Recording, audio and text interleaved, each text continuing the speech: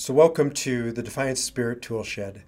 If we haven't met yet, I'm sure we have, but if we haven't, I'm Baruch Levy, also known as B, and I look forward to getting to know you, at the very least in this video, where we talk about my tool that I've been using for 30 years since I first discovered the man who created this tool and his remarkable works. His name, no, it's not Viktor Frankl, but Frankl certainly knew of this man and studied him as well. It's the famous philosopher and really mystic, Martin Buber. I studied Martin Buber in college. I was a philosophy major, but it wasn't until later rabbinical school, when I was studying to be a rabbi, that I really fell in love with this man and his work. Martin Buber has tremendous insights into the world, but I think none more profound, certainly more sticky than this. There are two ways to be in the world. There are two ways to relate to other human beings, but it's not just human beings. It can be your animals. It can be your environment, your surroundings. It can even be almost an inanimate object. There's just two fundamental sort of, ways to show up. Let's call it that, to show up and either be present or, and I would call that in my language, to be responsible, able to choose your response, or to be reactive, to be at a lower level of consciousness, to simply be on autopilot or to be in fear.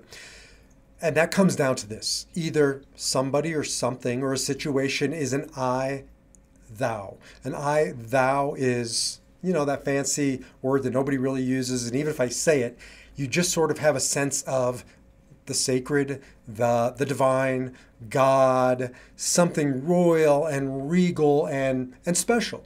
And so I, thou, it has nothing to do with religion or even spirituality. We could go down that rabbit hole. I promise I won't.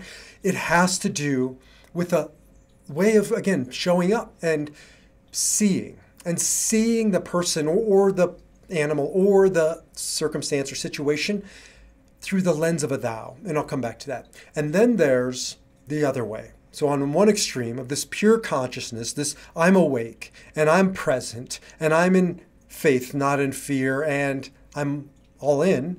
On the other extreme, well, what that would look like, that's the day-to-day autopilot. That's the version of me, as I always say, when I'm in traffic and I'm trying to talk on the phone and eat and shave and steer with my knees, right? And somebody cuts me off and I'm not there. It's a version of me. And frankly, as far as I can see, it's not even a version of them. It's certainly not a good version of them. And so it's that piece in me that wants to get back at them. They'll get theirs. And so I swing around and cut them off in traffic. Or maybe it's when I get pissed at the person at the grocery store line who's fumbling and futzing around with their purse. They didn't know that they were going to be checking out. Why don't you have a credit card in hand? Or I'm short with my kids. Or I'm fill in the blank. And then I'm relating to them as something other than a thou. I don't see them. They're a cog in the system. They're a spoke in the wheel. They're a stepping stone, right? That I'm here to step on as I make my way down my path in life. They're an it. You're either an I-thou relationship or you're in an I-it relationship, according to Buber. It's one or the other. And again, this comes back to, am I in reaction or am I in response? So let's unpack this a little bit more, because I want this to be an explicit tool that you can take out at a moment's notice and simply ask yourself, am I it or am I thou? And how can I make the shift from it to thou? So one of the things about I it is, in our language, I would call it transactional. It's hard to describe. It doesn't always mean that I'm an asshole. I'm an Enneagram 8, so we are known to be the 8 holes.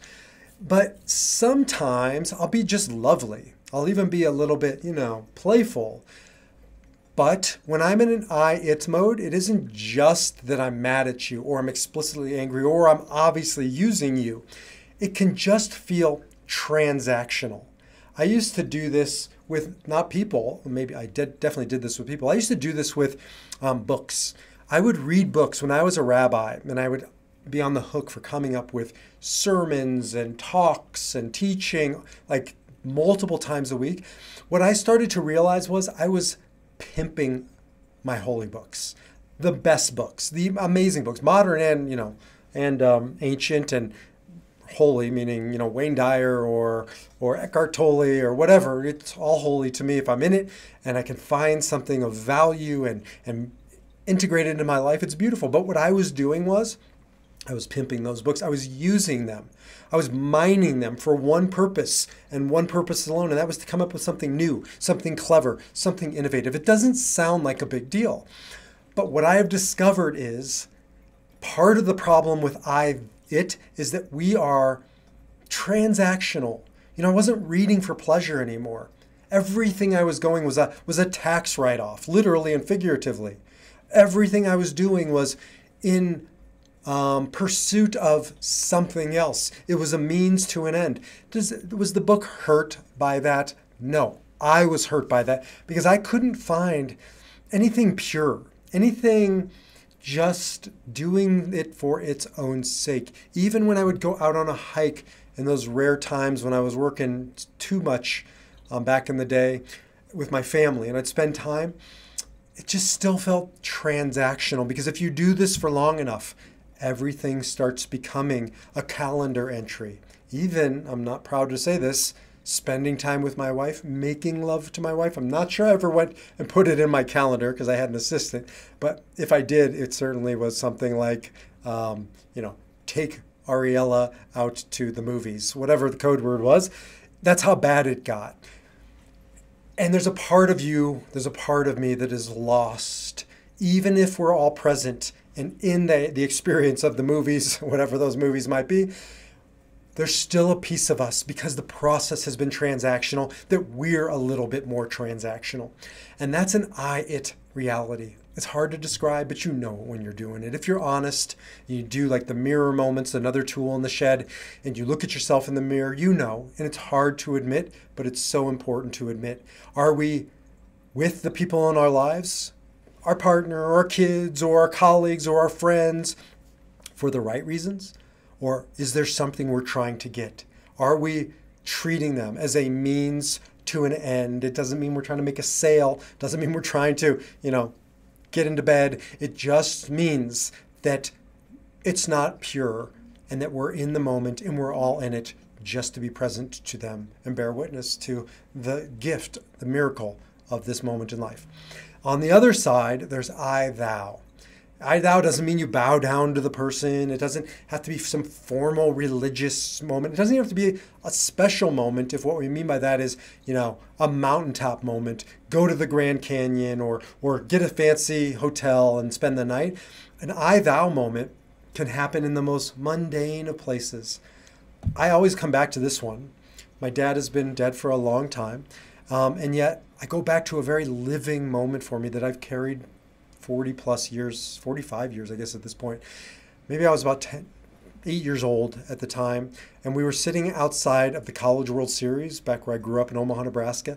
And it was in between games. We had missed the first game. It was a doubleheader. And so we didn't want to go in until the second game had started.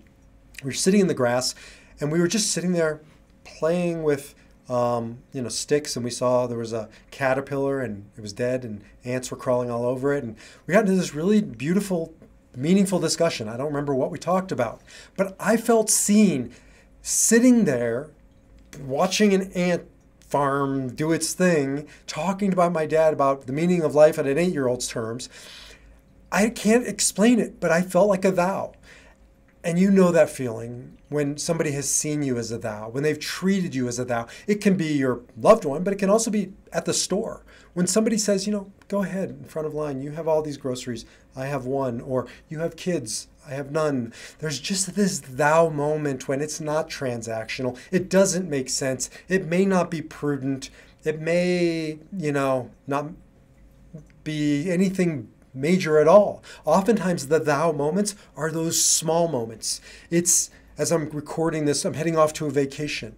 And so often we think it's the destination, but we're doing a road trip.